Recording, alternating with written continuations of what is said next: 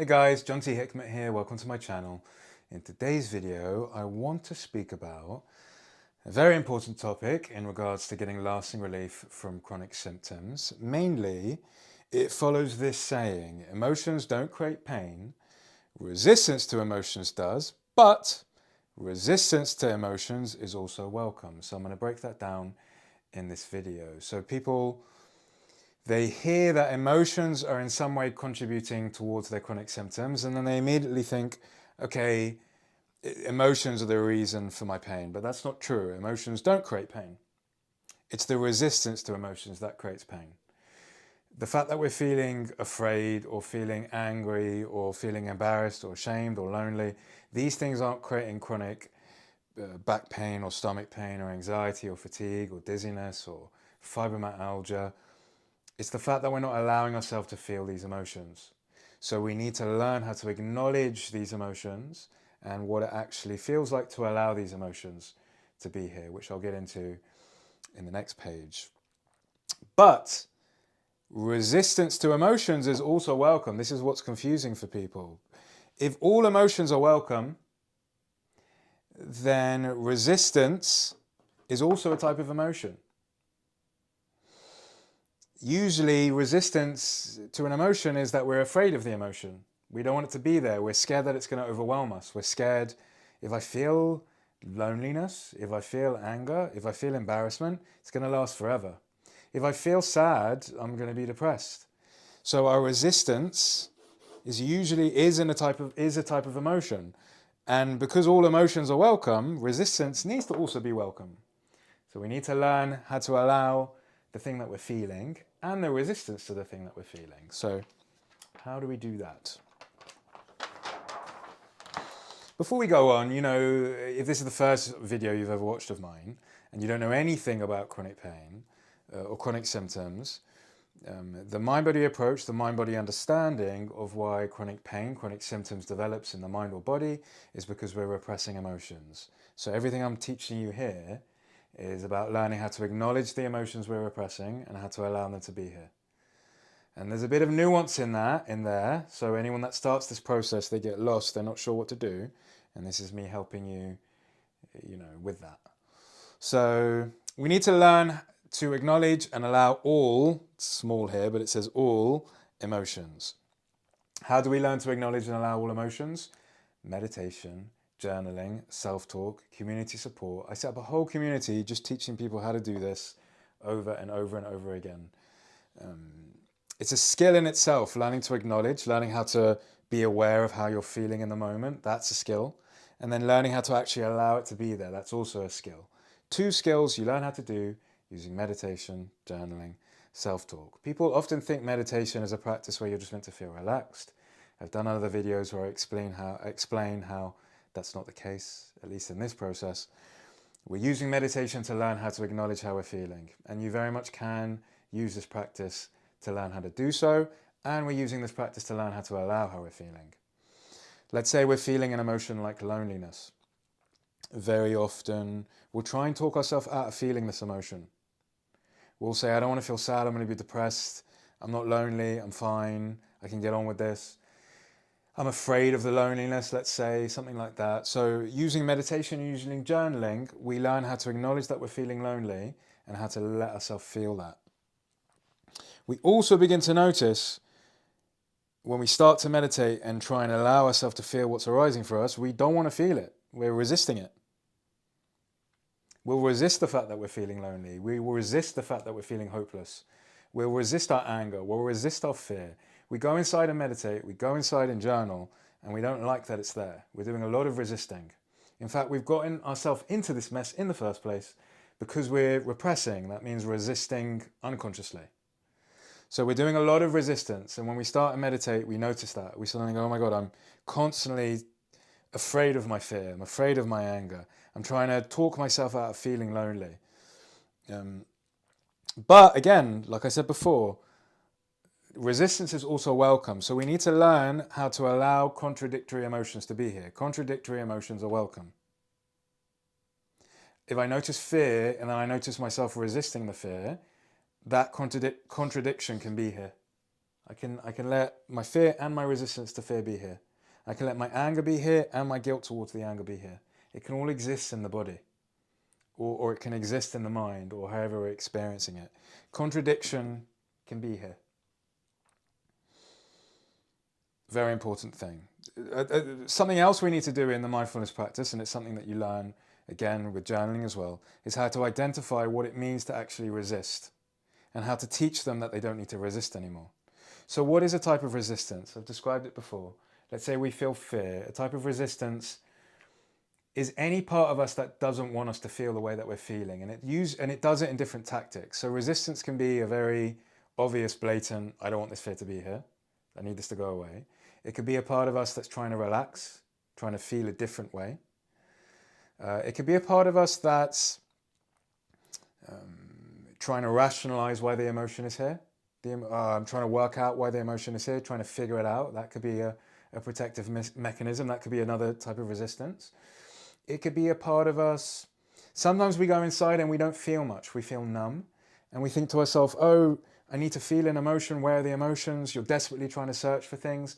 That's a type of resistance. Searching, trying to will an emotion forward is a type of resistance.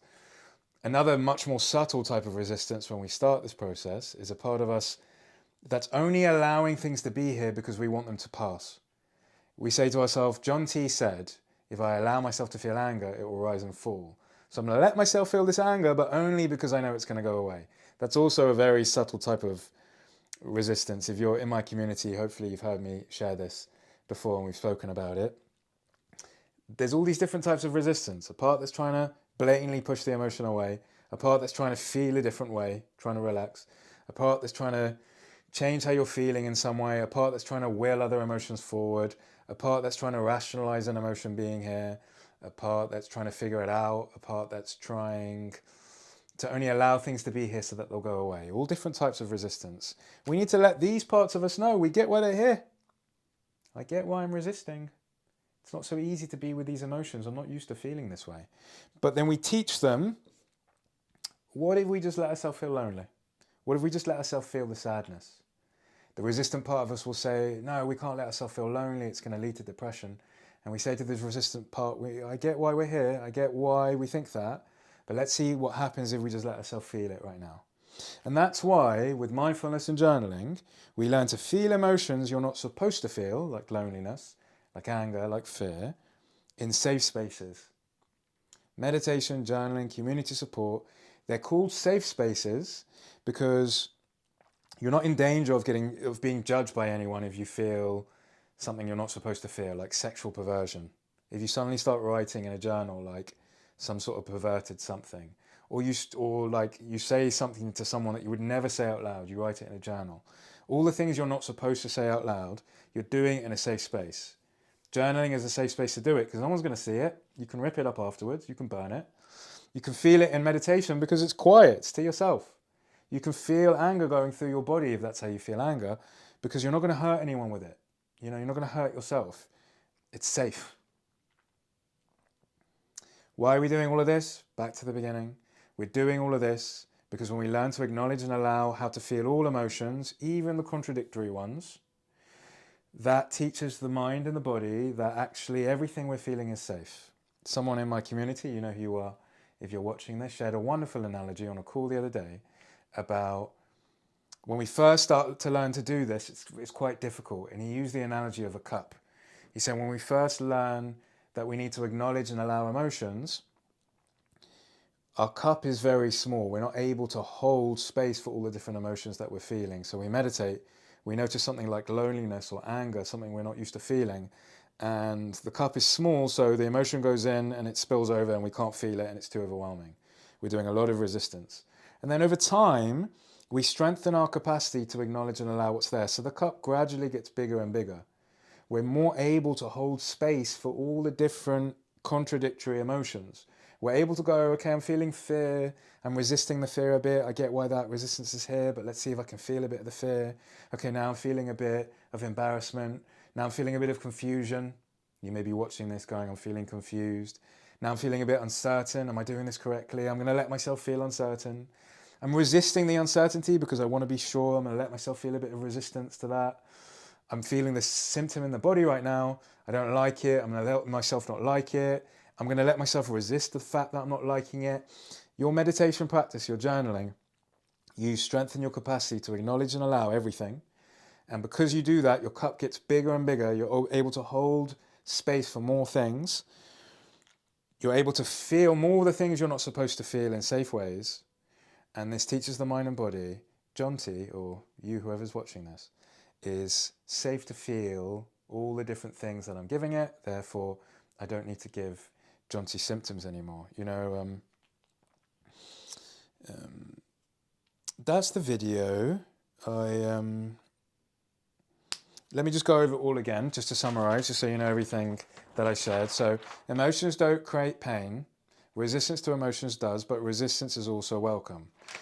We need to learn how to acknowledge and allow all emotions, even the contradictory ones. We need to learn how to identify the fact that we're resisting emotions.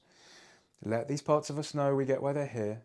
And over again, teach them maybe it's okay for us to feel this emotion. We feel all the emotions we're not supposed to feel in safe spaces like meditation and like journaling. And when we do this over and over again, we teach the nervous system it's safe to feel all these different emotions. Therefore, it doesn't need to give us pain anymore. In this process, that's what we're learning. We're learning to make the nervous system safe.